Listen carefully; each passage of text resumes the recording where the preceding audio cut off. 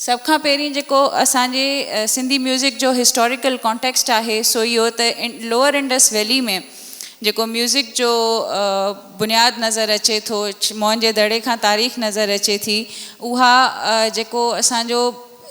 इस्लाम में या सिंध में जेको मुसलमाननि जो अचणु हो या जॾहिं उनखे मोहम्मद बिन कासिम खे वेलकम कयो वियो हो समा कम्यूनिटी जे तरफ़ां, त उन वक़्तु पहिरीं पब्लिक परफॉर्मेंस जेको आहे सो सिंध में इंट्रोड्यूस थी हुई। ऐं अल मसूदी जेको मोहम्मद बिन कासिम सां गॾु सिंध में आयो हो, तंहिं उन में इंट्रस्ट वठी ऐं उन ते वधीक तहक़ीक़ कई। असां वटि जेके पुराणा म्यूज़िकल इंस्ट्रूमेंट्स नज़र अचनि था, कीनरो जेको आहे, सिमीट्स जेका कम्यूनिटी आहे तंहिंमें उहो किनोड़ो हो या किनोरा हो, ऐं उन खां पोइ शरनाई जो जेको असां वटि कॉन्सेप्ट पियो सो अर्ली पर्शियंस जे सुरनाई, ऐं असां वटि जेको चंग हो उहो उन जंक में, ऐं कमांचा असां वटि जेको अॼु कमाच आहे या कमाचो आहे, तंहिंजा बि जेके ड्रेसिस आहिनि से अर्ली पर्शियन में मिलनि था। तंहिंजो मक़सदु त सिंध जी तारीख़ जॾहिं खां शुरू थिए थी उन खां बि पहिरीं ई जेको म्यूज़िकल असां वटि इंस्ट्रूमेंट्स जो या म्यूज़िकल कॉन्सेप्ट आहे सो तॾहिं खां आहे। उन खां पोइ जीअं जीअं सिंधी लिटरेचर, सिंधी अदब जी डेवलपमेंट थींदी रही आहे 8वीं सेंचुरी में, तीअं तीअं जेके मेलोडीज़ असां जूं हिकु जॻह खां ॿी जॻह ताईं ट्रांसफ़र कंदियूं अचनि पियूं वाया ओरल परफॉर्मेंसिस। जॾहिं बगदाद जे बादशाहनि जे अॻियां हू जेके पोइटिक वर्सिस आहिनि तिन खे पढ़ंदा हुआ, असांजा जेके बार्ड्स हूंदा या मिन्स्ट्रल्स हूंदा हुआ, उहे जॾहिं पढ़ंदा हुआ तॾहिं खां सिंधी म्यूज़िक जी असांजी 8वीं सेंचुरी खां स्टार्ट थिए थी हिस्ट्री। उन खां पोइ 11वीं खां 17वीं सदी ते अगरि असां ॾिसूं त उन वक़्तु राग जा या म्यूज़िक जा 2 फॉर्म्स इंट्रोड्यूस थिया हुआ। जेको हिकिड़ो राग जो फॉर्म हो जंहिंमें मेलोडीज़ हूंदियूं हुयूं सिंपल, ऐं तंहिंखां पोइ उहा आहिस्ता आहिस्ता डेवलप थी आहे जॾहिं दोदे चनेसर जी कहाणी खे as a theme, as a सुर पेश कयो वियो आहे। सो इहा हिस्ट्री असांजी तॾहिं खां स्टार्ट थिए थी। शाह जे रागाई फ़क़ीरनि जो जेको रहियो आहे कॉन्सेप्ट या जेको उन्हनि जो इमर्जेंस थियो आहे, ऐं शाह जे रिसाले जो, शाह जे राग जो जेको शुरूआति थी आहे, तंहिंजी डेवलपमेंट बि जेकॾहिं ॾिठो वञे त 18वीं सदी जी शुरूआति या लेट 70s असां चऊं 1788 खां या 1766 खां जेका हिस्ट्री थिए थी उन में अचे थो, जॾहिं शाह साहब जो इमर्जेंस थियो आहे त उन टाइम ते मुग़ल पीरियड जो डिक्लाइन सब कॉन्टिनेंट में हो। ऐं छो त उहो डिक्लाइन एम्पायर खे हो, सिर्फ़ु सोशो पॉलिटिकल न बल्कि कल्चरल डिक्लाइन बि हो। तंहिं करे असांजी जेका म्यूज़िक हुई, सब कॉन्टिनेंट जा जेका म्यूज़िक हुई, जंहिंजो उन वक़्तु जो बुनियादु इंडियन म्यूज़िक ते या इंडियन टेक्निक्स ते वधीक हो, सो बि डिक्लाइन में वियो मुग़ल टाइम में, ऐं उहा स्टेटिक रहिजी वई, तंहिंजे करे बि उनजो हिकिड़ो डिक्लाइन हो। अहिड़े दौर में जॾहिं शाह साहब पंहिंजो शाह जो रिसालो इंट्रोड्यूस करायो, उहे वर्सिस लिखणु शुरू कयूं ऐं उनखे as a musical institution develop कयो हुन जे सुरनि ऐं रागनि में, त ख़बर पई त शाह जो राग जेको आहे तंहिं कीअं जॻह वरिती, ऐं शाह जे राग जो जेको बुनियादु पियो सो बि अहिड़ी तरीक़े सां पियो जो शाह साहब उन में मॉडिफिकेशन कई, राग अलॻि करे ऐं सुर अलॻि करे, ऐं उन्हनि सुरनि ते उहे राग ठाहिणु शुरू थिया। शाह जे रागाई फ़क़ीरनि जो जेको किरदारु हिन में असांखे नज़र अचे थो सो इहो थो अचे त तमर फ़क़ीर जंहिंखे बज़ाते ख़ुदि शाह साहब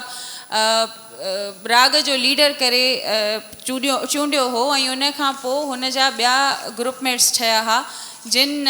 इन राग खे कंटिन्यू कयो, ऐं पोइ तमर फ़क़ीर जी सरपरस्ती में ॿिया ग्रुप्स ठहंदा विया। अहिड़े तरीक़े सां राग जी जेका हिकिड़ी टेक्निक आहे सा तमर फ़क़ीर खे, छो त शाह साहब जी पंहिंजी सेखारियल हुई, ऐं पोइ तमर फ़क़ीर शाह साहब जी उन्हनि टेक्निक्स खे अॻियां खणी बाक़ी फ़क़ीरनि ॾांहुं पास ऑन करायो।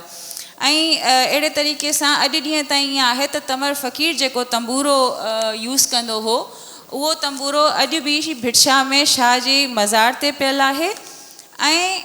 उनखे अहिड़े तरीक़े सां एतिराम कयो वञे थो त अॼु बि जेको करंट ग्रुप आहे शाह जे रागाइनि जो, उनजो लीडर राग शुरू करण खां पहिरीं तमर फ़क़ीर जे डंबूरे खे ईअं छुही ऐं राग स्टार्ट कंदो आहे जीअं असां वॾनि जे एतिराम में उन्हनि जा पेर छुहंदा आहियूं। तमर फ़क़ीर छो त शाह साहब जो पंहिंजो तयारु कयल फ़क़ीर हो, तंहिंजे करे उनखे आसानी हुई त उन उहे टेक्निक्स बाक़ी फ़क़ीरनि में पास ऑन करायूं। उन खां पोइ असांजा कंटेम्पररी आर्टिस्ट अचनि था जिन खे असां बि 19th सेंचुरी में ॿुधो आहे। उन में असांजो कुर्बान फ़क़ीर लंजवाणी हुजे जेको शाह जी दरगाह जो हिकिड़ो वॾो रागाई फ़क़ीर हो ऐं उन जी ई सरपरस्ती में अलण फ़क़ीर जी बि नशोनुमा थी। तंहिंखां पोइ ग़ुलाम शाह जेको सजादा नशी बि रहियो हो ऐं रागाई फ़क़ीर बि रहियो हो हुते। फ़क़ीर मोहम्मद गफ़ूर, सोहराब फ़क़ीर, मंज़ूर अली ख़ान, रुबीना कुरैशी, मिठू कच्ची ऐं ऑब्वियसली असां पंहिंजे उस्ताद मोहम्मद यूसुफ़ खे नथा भुलाए सघूं। मोहम्मद यूसुफ़, आबदा परवीन, सोहराब फ़क़ीर ऐं ॿियनि काफ़ी अहिड़नि प्रोमिनेंट आर्टिस्टनि शाह जे दरगाह ते शाह जे राग खे पंहिंजी मुख़्तलिफ़ टेक्निक्स सां ऐं मुख़्तलिफ़ तरीक़नि सां मुख़्तलिफ़ स्टाइल्स सां ॻायो आहे। पर शाह जो राग अॼु बि असां वटि अहिड़े तरीक़े सां ज़िंदा आहे। इन में भिटशा कल्चरल सेंटर कमिटी जो, डिपार्टमेंट ऑफ कल्चर जो ऐं इंडोमेंट फंड ट्रस्ट जो हिकिड़ो किरदारु रहियो आहे इन राग खे प्रिज़र्व करण में। ऐं इन्हनि इदारनि जे तरफ़ां जेका मंथली स्टाइपेंड मिले थी फ़क़ीरनि खे, सा बि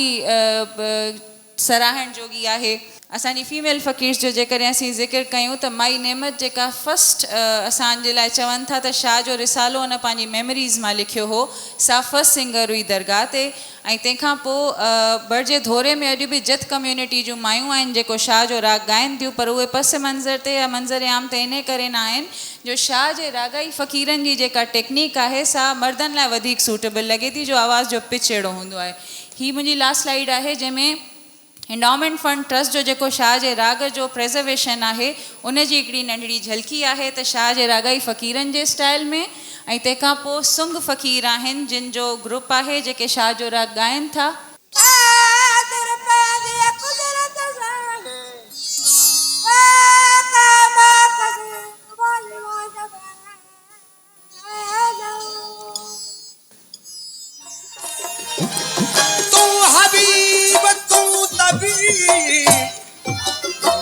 तू दर्दन जी दवा जानिब मुझे जिया में, जानिब मुझे जिया में आसार जानवा साहिब ने सिखाओ किया मरी